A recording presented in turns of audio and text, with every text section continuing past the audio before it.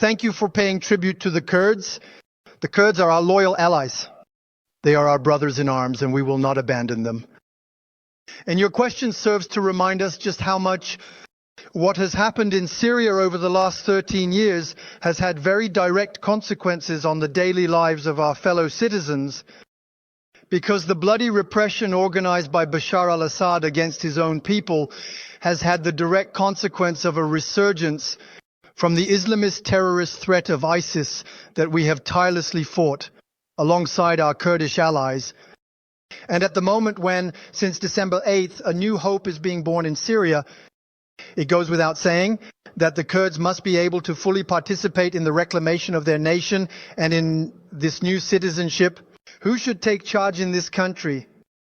This is why we have, from the first hours, called on the Turkish authorities, as well as the new transitional authorities in Damascus, to cease fire in Kobane.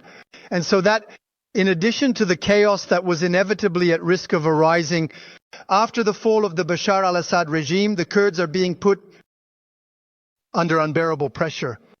I want to remind you that in the northeast of the country, in addition to fighting against ISIS, it is the Kurds who have courageously maintained the prisons where several tens of thousands of terrorist fighters, along with their families, are currently held. And that's why we facilitated the mediation between General Mazloum that I had even before going to Damascus, and Turkey. That we facilitated the mediation between General Mazloum and the Transitional Authority in Damascus. And that's why more recently we facilitated the mediation between the Kurds of Syria and the Kurds of Iraq, so that they can strengthen each other.